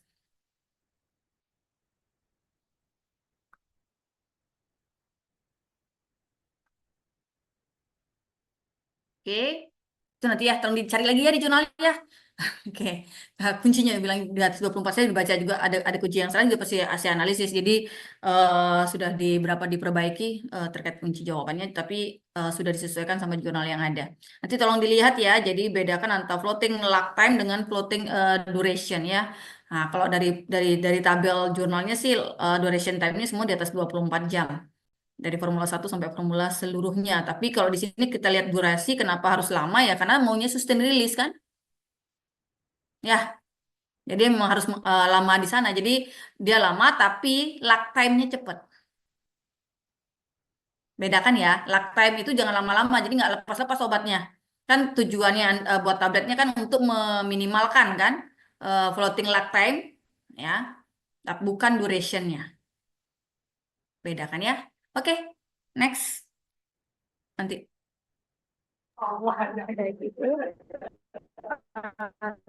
Terima kasih untuk masukannya pada kelompok. Terima kasih untuk masukannya pada kelompok kami. Kayaknya Kami Gongis bagusan lanjutkan. kamu nggak pakai headset deh tadi. Tadi nggak pakai headset suaranya jelas. Sekarang kok tambah kerebak-kerebak ya di saya. Baik Ibu, apakah sudah terdengar? Sudah jauh lebih bagus. Headsetmu diganti kayaknya. Oke. Baik.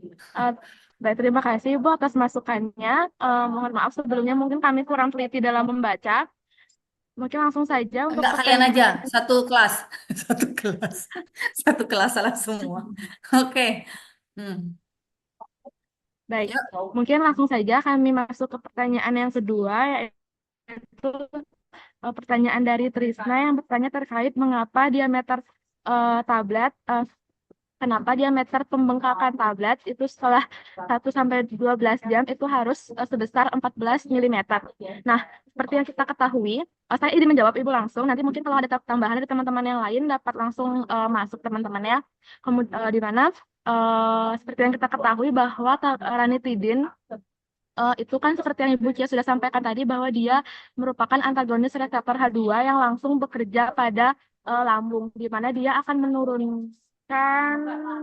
mengurangi produksi asam lambung. Jadi dia langsung bekerja di lambung. Seperti itu. Nah, kenapa dia ukurannya itu harus lebih besar dari 14 mm atau lebih besar dari pylorus sphincter, yang dimana pylorus sphincter ini merupakan otot yang menyambungkan antara lambung dengan usus halus begitu. Nah, ukuran diameternya otot sphincter sendiri itu adalah 12,8 mm.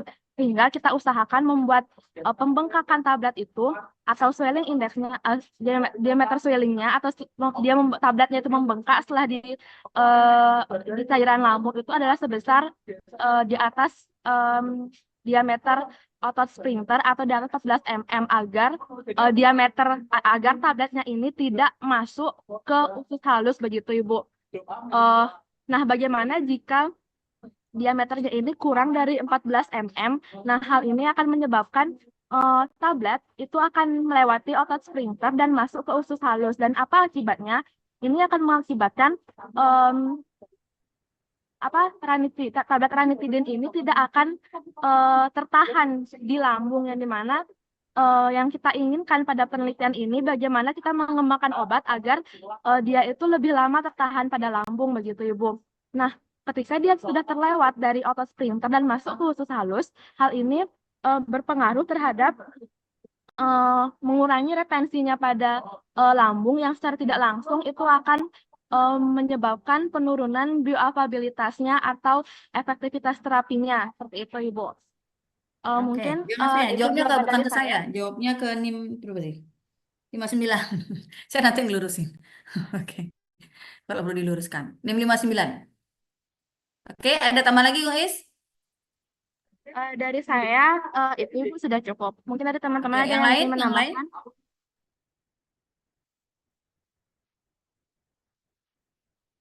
Nggak ada? Baik, Bu, dari teman-teman juga sudah cukup terkait pertanyaan nomor 2. Oke, saya luruskan sedikit, intinya di atas, tidak harus di atas 14 ya. Jadi kebetulan dia memang 14, yang penting dia di atas ukuran ototnya ya, otot sphincternya ya. Jadi dia memenuhi syarat dengan 14, kebetulan semuanya 14 setelah mengembang ya. Walaupun cetakannya 10 kan, buat tabletnya cetakannya ukuran 10 karena saya, tapi setelah mengembang setelah 1 jam, sama berapa jam tadi ya? Kalau dilihat dari datanya itu setelah 1 jam dan 12 jam. Semua di atas 14. Oke? Baik, Ibu, terima kasih atas masukannya, Ibu. Apakah dapat dilanjutkan pertanyaan ketiga, Ibu? Silakan. Baik, untuk pertanyaan ketiga terkait pengaruh HPMC, NaCNA, dan juga natrium bikarbonat terhadap swelling index, Siapa yang jawab? bioadhesive Itu strength, poinnya. dan Siapa yang juga jawab? ya, silahkan Nggak kepada usah teman-teman diulang. yang akan menjawab. Nggak usah diulang pertanyaannya, habis waktunya nanti. Sorry ya, kejar-kejar. Ini kebanyakan Iya, Ibu, orang mohon kasih maaf, waktu Ibu. 1 jam. Gini jadinya. Baik, kepada rekan yang bertugas dipersilakan. Izin menjawab, Ibu. Saya akan menjawab mengenai floating time, yang dimana peningkatan jumlah PMC atau FACMC dalam formula ini dapat menurunkan floating lag time, yang dimana karena peningkatan dalam formula tablet itu dapat membuat waktu apung tablet menjadi lebih cepat sehingga floating lag time-nya menurun. Hal ini disebabkan karena adanya peningkatan laju pembengkakan dan pembentukan gel di sekitar tablet dan memungkinkan gas yang terbentuk yaitu gas CO2 terjebak lebih cepat sehingga tablet menjadi lebih ringan dan dapat mengapung lebih cepat dalam cairan lambung. Kemudian untuk peningkatan jumlah natrium bikarbonat dalam formula itu dapat mengakibatkan penurunan floating lag time juga, dikarenakan lebih banyaknya natrium bikarbonat itu dapat menghasilkan lebih banyak juga gas CO2 saat bereaksi dengan cairan lambung, sehingga gas CO2 ini terbentuk di sekitar tablet dan menurunkan densitas tablet sehingga membuat tablet mengapung lebih cepat di dalam cairan lambung. Ada yang mau nambahkan?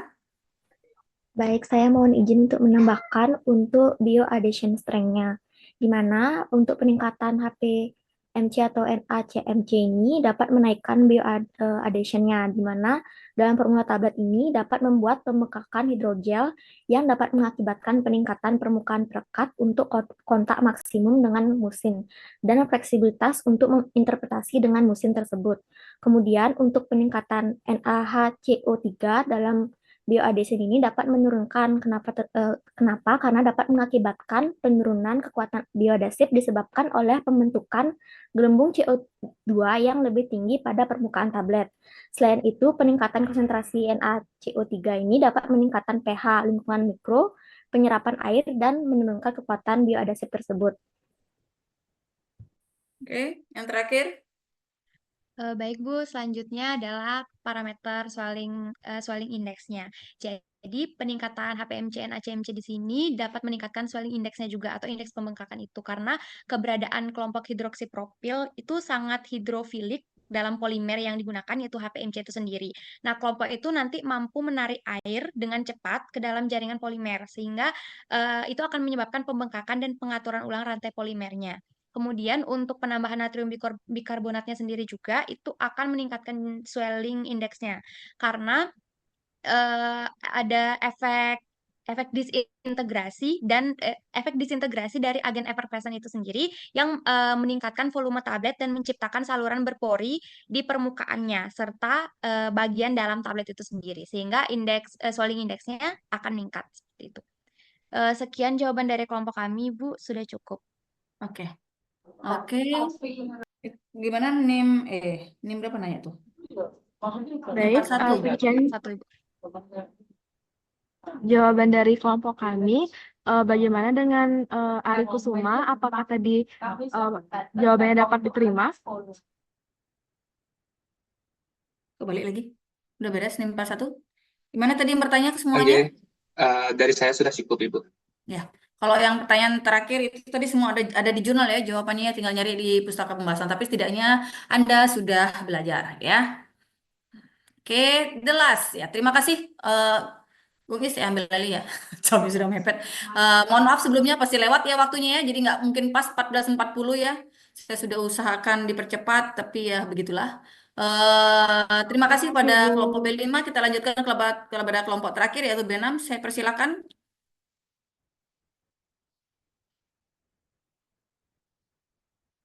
B6. Saya masih di sini kan? Sudah Oke. dapat dimulai, Bu? Sudah langsung. Yuk. Oke. Baik, selamat pagi, selamat siang Bu Kia dan teman-teman semua. Kami dari kelompok B6 izin mempresentasikan LK3 RND2. Adapun anggota kelompok B6 terdiri dari NIM 56 hingga 60. Mungkin langsung saja ke formula tablet floating optimum digunakannya mana? Yang dioptimasi itu ada HPMC NaCMC dengan jumlah 214,55 dan sodium bikarbonat yaitu 61,22. Selanjutnya,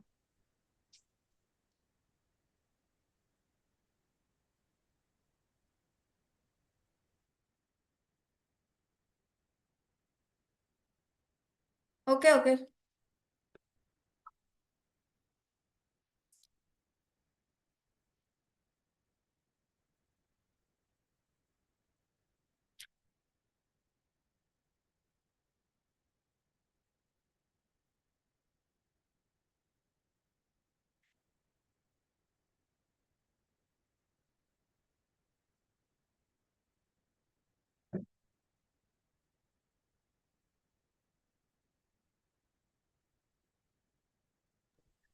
Untuk kemudian selanjutnya adalah kemampuan mengapung lebih dari 12 jam, yang mana ini memperpanjang waktu retensi di lambung dan memungkinkan pelepasan obat yang lama dan meningkatkan bioavailabilitas. Kemudian kekuatan bioadesif sebesar 29,69 gram dan waktu mukoadesi lebih dari 12 jam, yang mana memastikan tablet tetap menempel pada mukosa lambung untuk penyerapan yang lebih baik.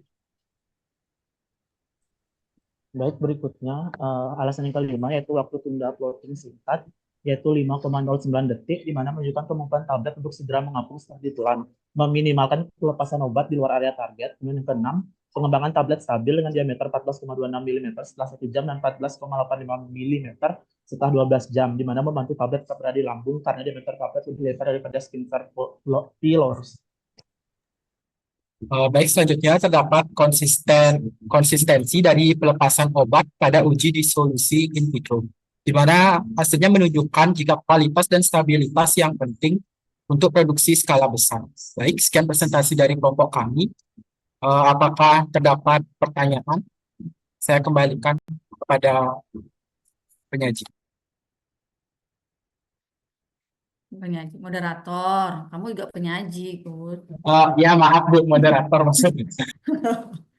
baik. Oke, nah Jika sudah ada teman-teman ada yang pertanyaannya, cukup 3. Ada model lagi? Oke, yuk. Langsung, moderator mana? Oke. Baik, jika teman-teman ada yang ingin bertanya, dipersilakan. Sudah raise hand. Dilihat Oh, ya. dong, moderator. Oke. Jangan nanya lagi. Baik, mungkin dari NIM 51. Dipersilahkan. Baik, terima kasih atas kesempatannya. Jadi, teman-teman menyebutkan bahwa pemilihan formula optimum untuk ditetapkan itu berdasarkan hasil analisis software yang didesain yang digunakan. Nah, apakah ada kemungkinan bahwa formula yang dipilih itu tidak optimal? Jika ada, apa ya tindakan yang harus dilakukan untuk memperbaikinya? Oke. Terima kasih untuk NIM 51. Selanjutnya NIM 37 dipersilahkan. Baik, terima kasih atas waktunya. Jadi langsung saja, sebelumnya tadi teman-teman menjelaskan di pembahasan LK3 menyebutkan terkait waktu mukoadhesif. Jadi mengapa kira-kira waktu mukoadhesif itu penting dalam formulasi tablet, kemudian kenapa waktu yang dipilih itu adalah lebih dari 12 jam? Terima kasih. Oke, terima kasih untuk NIM 37. Selanjutnya NIM 48 dipersilahkan. Baik, terima kasih atas kesempatannya. Tadi sempat saya lihat formulasi tablet yang dibuat itu menggunakan kombinasi dari HPMC dan NaCMC, di mana kedua bahan tersebut sama-sama merupakan polimer yang dapat meningkatkan bioadhesive strength dari tablet. Apakah boleh jika digunakan salah satu saja atau memang harus dikombinasikan? Terima kasih. Baik, terima kasih untuk NIM 48. Untuk Bukia, apakah kita B6 dapat berdiskusi? Silahkan. Oke, terima kasih Bukia. Boleh ditarik slide-nya.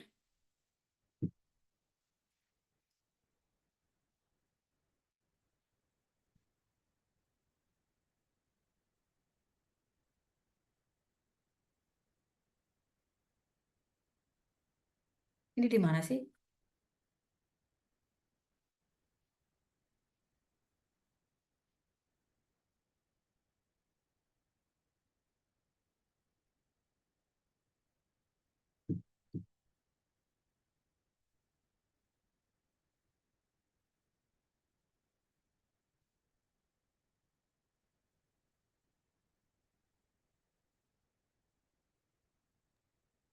Baik, apakah suara saya terdengar?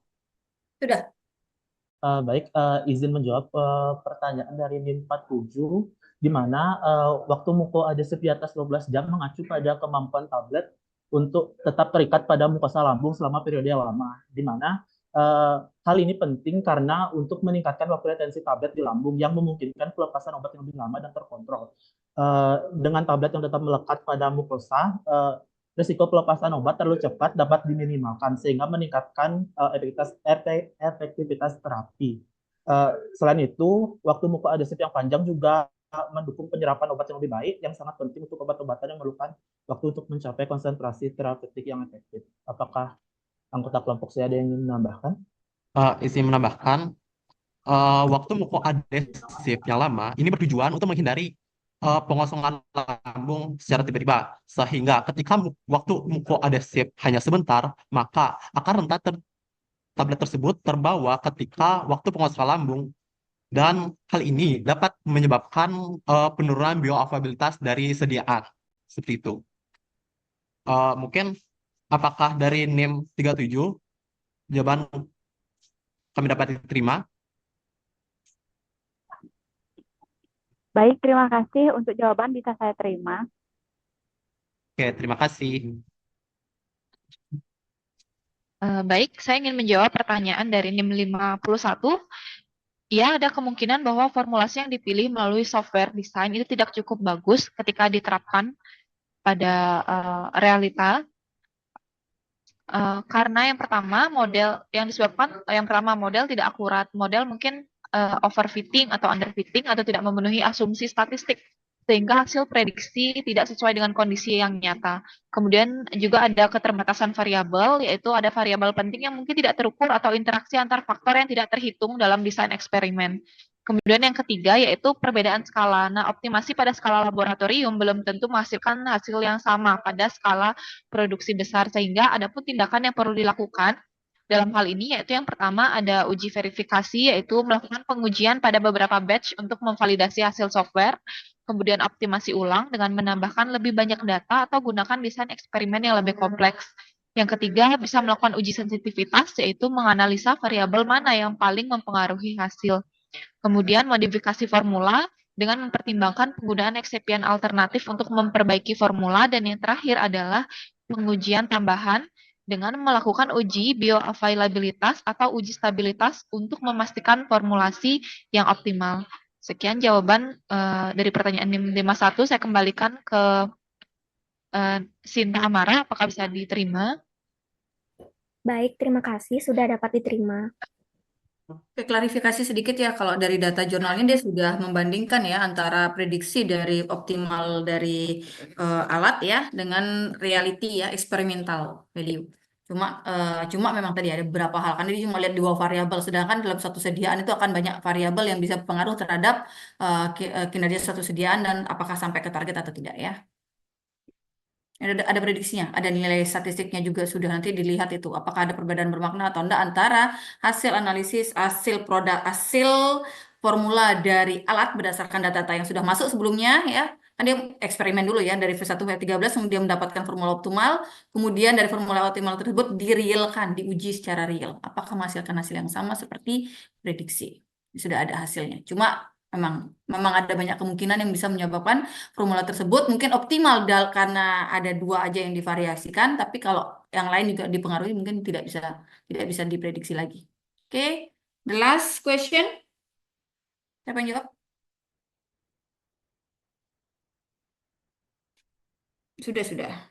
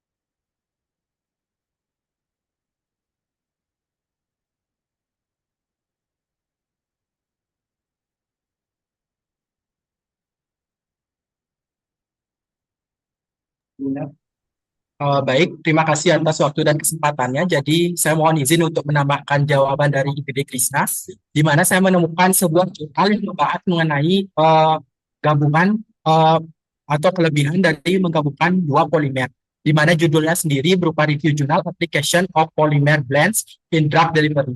Nah, di sana tuh menjelaskan jika campuran polimer ini telah digunakan secara luas dalam membuat lapisan film pada tablet dan kapsul, dan di mana dalam membentuk film primer sendiri, dia itu dapat meningkatkan daya rekat pada substrat atau bioadhesifnya, dapat juga meningkatkan memodifikasi sifat mekanisme pelapis, meningkatkan perlindungan terhadap kelembaban atau untuk memodulasi dari pelepasan obat sendiri. Nah, penggunaan dari kedua polimer sendiri ini seperti CMC dan juga HPMC ini memiliki sifatnya itu sinergis, di mana menghasilkan perubahan pada sifat terukur yang lebih besar daripada hanya menggunakan salah satu polimer saja.